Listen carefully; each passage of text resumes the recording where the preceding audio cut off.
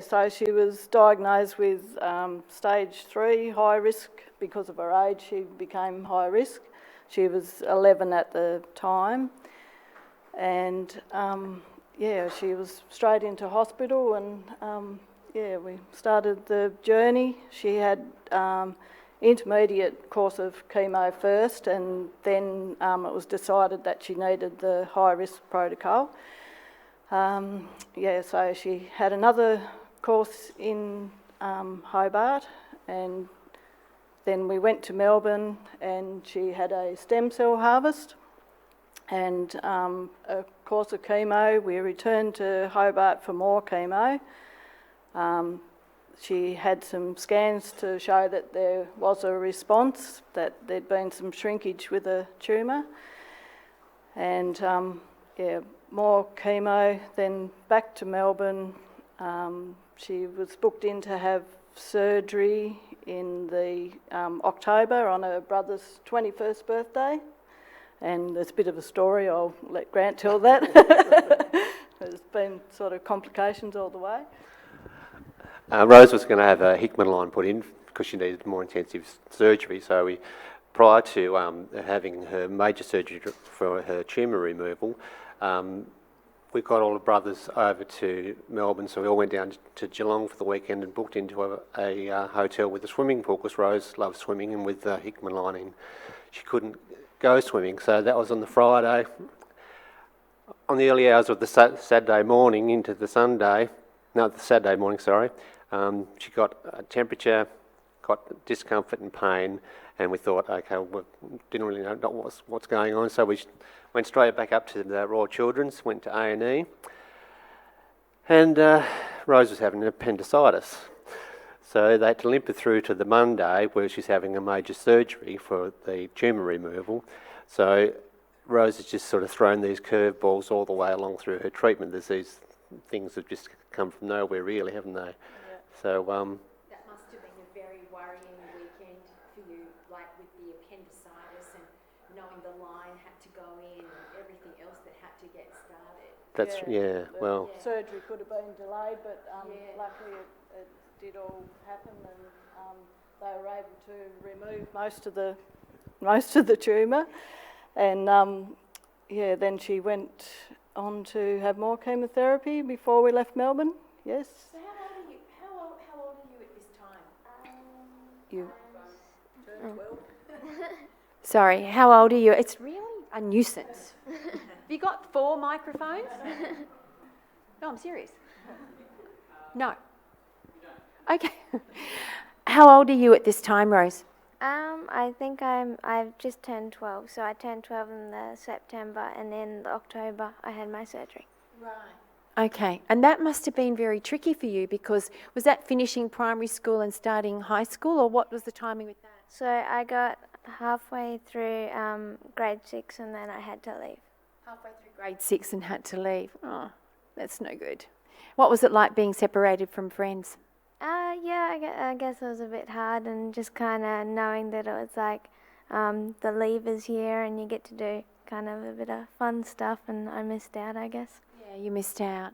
Okay, so now we're in year 7, so to speak. Where are we up to with treatment and what's happened?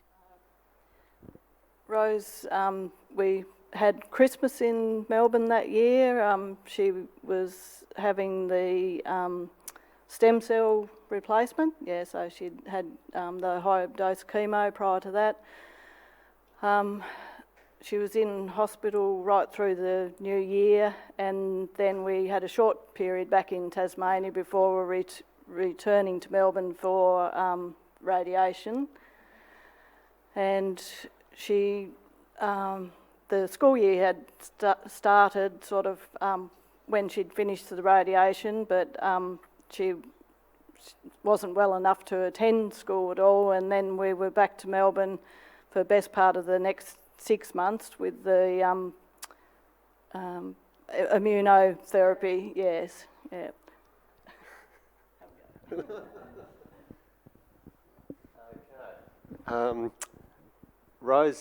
Rose's education has been severely interrupted. She's missed out on like most of her secondary schooling.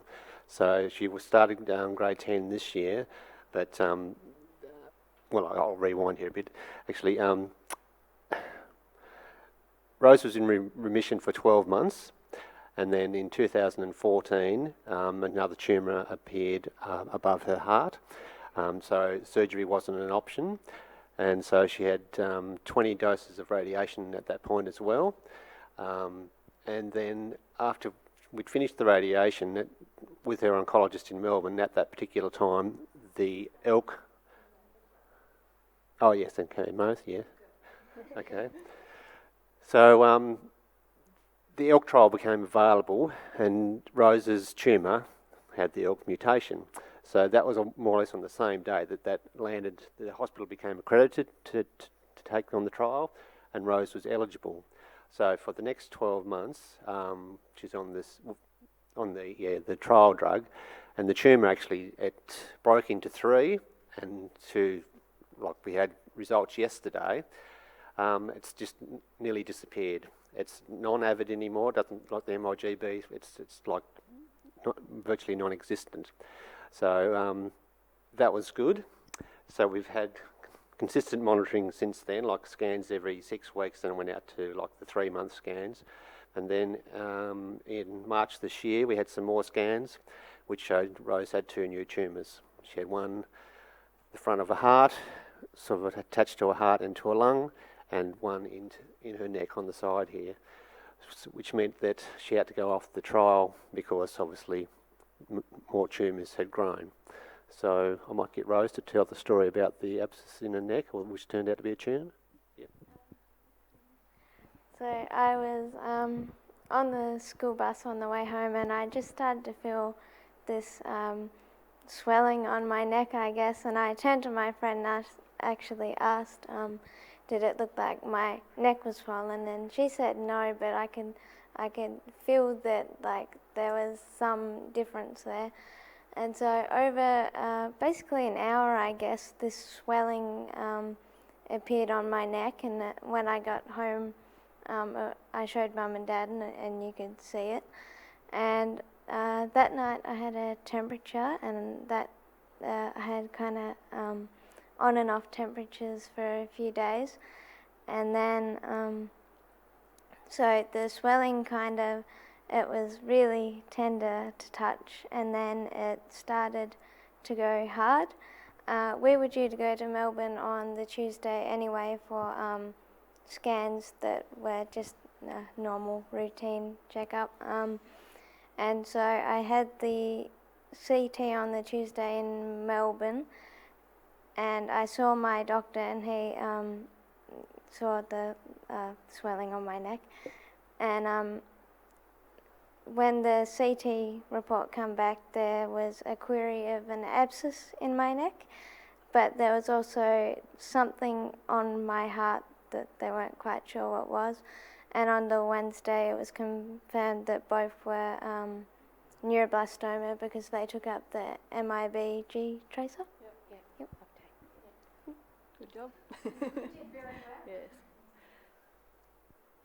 Yes. So where we're at the moment is like she stopped the trial when these other tumours appeared, and we're still waiting to know whether the new tumours also had that ALK gene. She's had another 20 courses of radiation. Yeah, she's had the neck radiation, and she finished that 8 weeks ago, so we've been back in Tasmania in that time. She was due post-radiation scans last week, which we had results from yesterday to show that there's been shrinkage from the radiation, but like there was no expectation that it would have disappeared at this stage. But she has got a couple of nodules that have shown, one previously on a previous scan in December, that has increased in size apparently, and there is also another one. So we're at another stage of the journey and the uncertainty of the journey that always seems to be. And we'll go to Melbourne next week and find out what happens next. But yeah, we've got a lot of faith in Melbourne. We've been going back and forward for 4 years. As part of the trial, we were having to be, each cycle was 3 weeks, and we were having to be in Melbourne each of those 3 weeks for the beginning of the cycle. So we've made friends over there. We've stayed at the same accommodation place the whole time. We've been so lucky with the Fight Cancer Foundation that they've provided there for us. And Rose's 3 brothers are all older, and the eldest is 25, Jackson. Frank's 21 and actually lives in Melbourne now because he met a girl there. And Tom is 19 and they have girlfriends, and they've all been able to stay with us as much as they can, sort of around work commitments and things. And yeah, so back to Rose. I guess, Rose, one of the things I'd like to know, you've had a couple of treatments, and I'd like to get your thoughts on what's it like having radiotherapy and how does that make you feel? And the immunotherapy, how does that, how old were you when you had immunotherapy, and what was that like? Okay. The immunotherapy I had, I must have been 12. Yeah, still 12. It was a very painful experience. They sometimes with they always wanted to put it in over 12 hours, but it never worked out that way. I always had it running for 20 hours over the night as well. My heart, my blood pressure used to go up and down a lot with the immunotherapy, and I was also on a lot of pain relief, so morphine and things like that. The pain always started, like when the infusion started, it would just start as this weird feeling in my stomach, and then eventually all my nerve endings were just kind of really,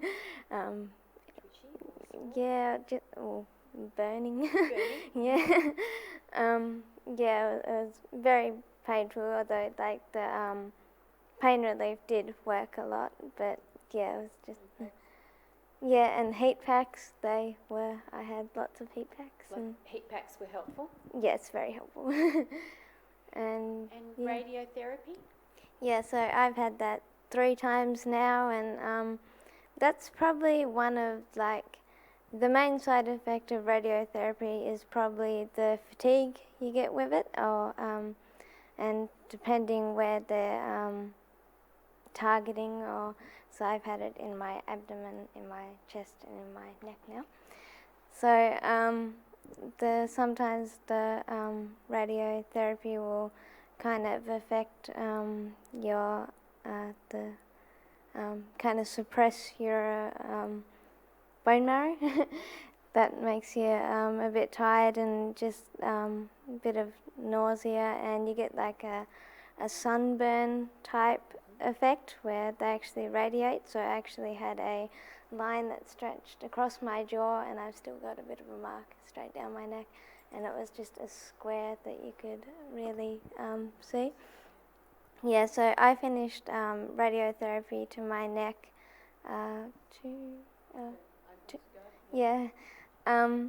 and so I'm still really feeling the fatigue from that. Like I really prefer to sleep in on.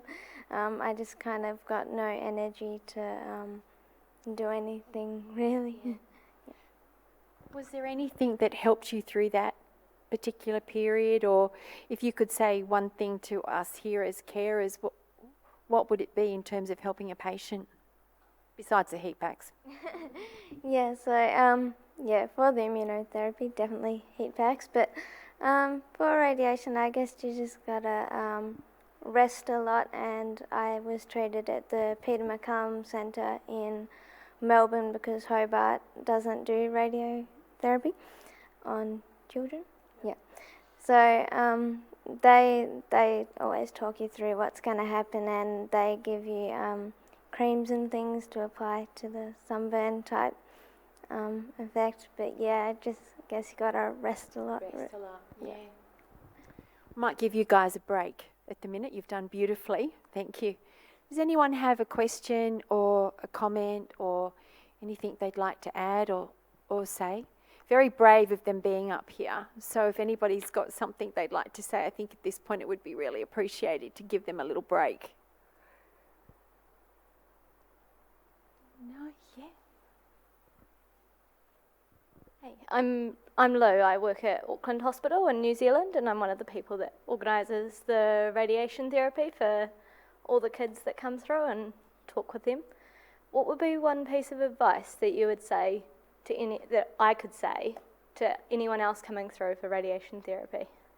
How to manage the side effects? Is that what you mean? Yep.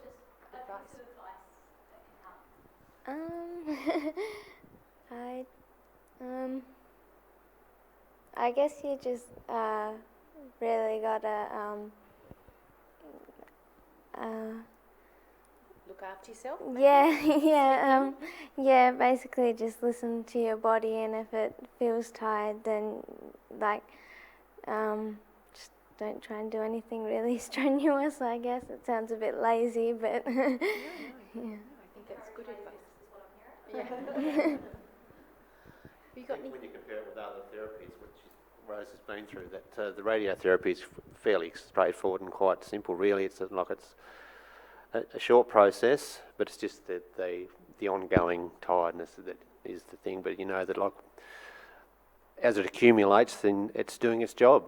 And yeah, she's had some good results from it. Just I'll wind back here to when she had the immunotherapy. Because of Rose's age group, she was able to articulate what was going on, whereas a lot of smaller infants, it's really hard to gauge where they're at with their pain thresholds and things like that. So that was a really sort of learning curve for the ward where she was. So I mean that's a good thing that came out of it. Yeah, but those that have witnessed it, it is it's terrifying and painful. Absolutely. I think you're an amazing girl. And my daughter was diagnosed when she was 1, and you know, you're a teenager, you're aware of what's happening around you, and to go through what you're going through, and you know, because you're aware, you're an adult, like you're older, and I think you're doing a terrific job, and I think you're amazing. Yeah, it's really amazing, and to the parents. You know, because I couldn't communicate with my child in a way I thought, you know, it was a little bit easier. But, you know, your daughter's a lot older, and I just congratulate you, and I think your daughter's amazing. Beautiful. Once that wave of pain started, it seemed to be attacking everything at the one time. So she wanted multiple heat packs and multiple hands to massage, and it was just where do you start, really? Yes, you needed a team. Yeah. One of the things I'd just like to ask is, we've had lots of conversations today about discussions and conversations, and I'm just wondering, is it your style that you do all the consults together, or do you two meet first and then you speak with Rose, or how do you do it in the terms of breaking of news and results and things? How do you like to do it as a family? The whole journey, we've done everything together. Initially I probably would have tried to protect Rose from information, but she was doing her own Google searches. So it was a bit difficult, and she also, she'd be suspicious if we sort of walked into a room with a doctor before her. So, she hasn't been sheltered at all, really, and she has been amazing that she's been able to take it all in, and she doesn't very often get very upset. She probably gets upset if she sees us upset, so we've got to stay on top of things. She is really amazing. And I guess, Rose, for you, home is Tasmania and treatment is Melbourne. I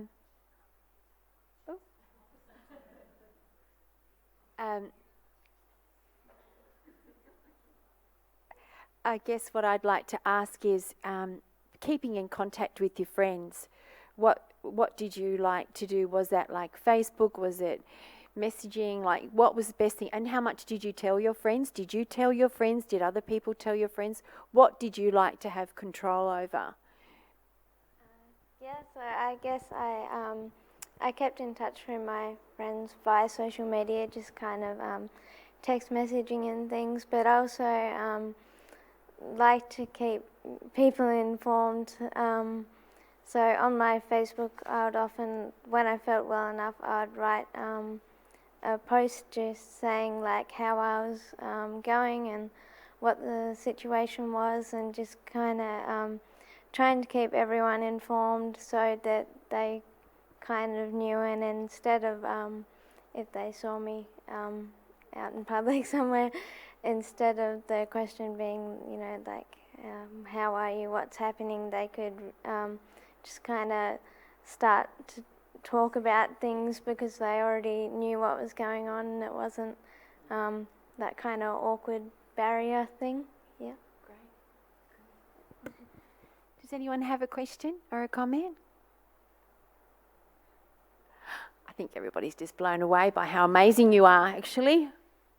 Yeah, it's been a very tricky journey, I think, since the beginning. The fact that you're older as well, it's another dimension to the treatment, isn't it? You know, talking about it and the side effects and the questions and the concerns that everybody has. And it's that time of life, as you say, moving from primary school to high school, life changes, and it's almost like, so if I get this right, you were last really at school year 6. You came out of school halfway through year 6.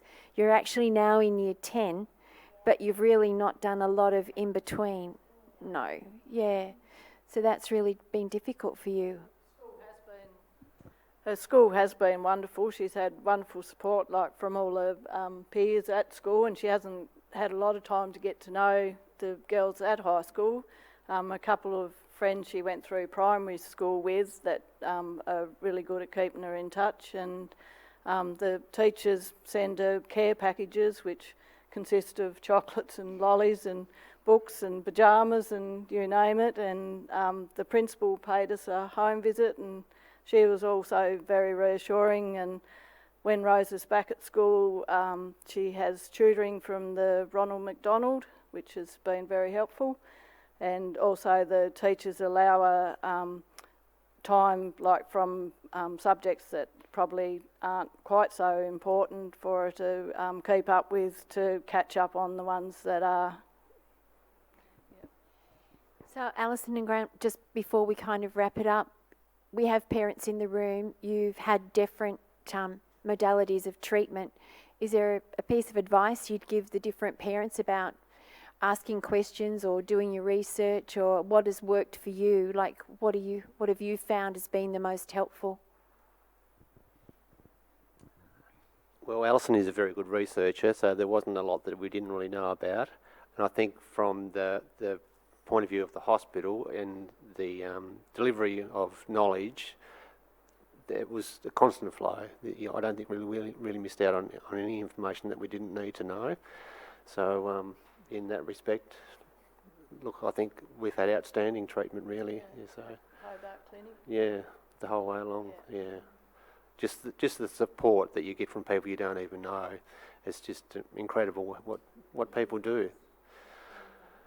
Give them some advice. Writing questions down, or if you find a paper. Yeah, I've just I use my phone if I come across any sort of information that I want to know that I can go back to. I photograph it. I don't know, there's lots of resources out there. The internet's probably one that's good and bad. Don't be scared to ask questions of your health team, and you probably get varying opinions, but then you can sort of use that information to make up your own mind. And and I always are able to include Rose because she does understand things, and so she usually gives the okay before we move forward with anything. Okay, well,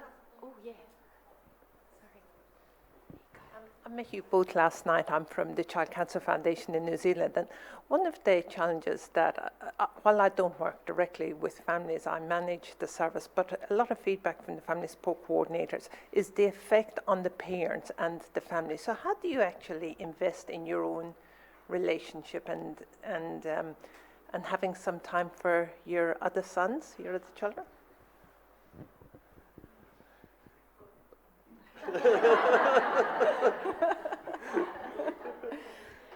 In regard to Rose's brothers, I've probably overcompensated.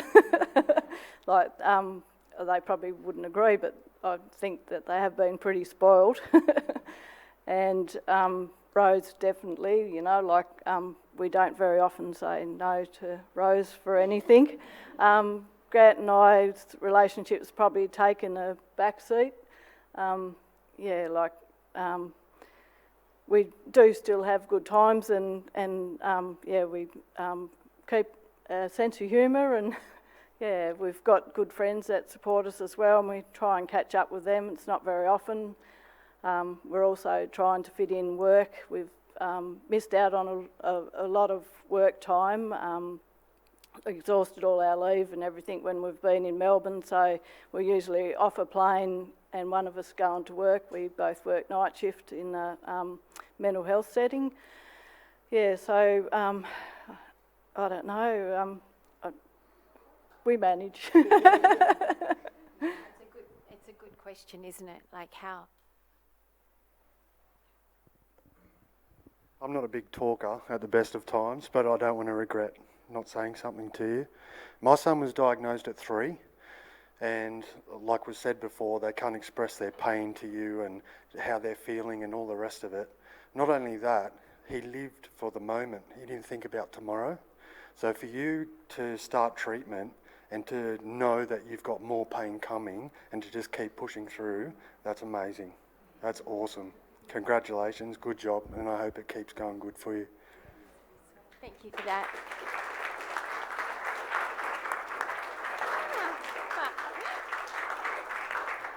That wasn't bad for somebody that doesn't like to talk. Yeah. I would like to thank the three of you. You really helped us out this afternoon, and I know that you'll be around. Maybe people have got questions that they don't want to ask in the general forum that I'm sure Rose will be happy to answer, won't you, Rose? And we might just take a couple of minutes now before we get ready for the panel session. Thanks, everyone.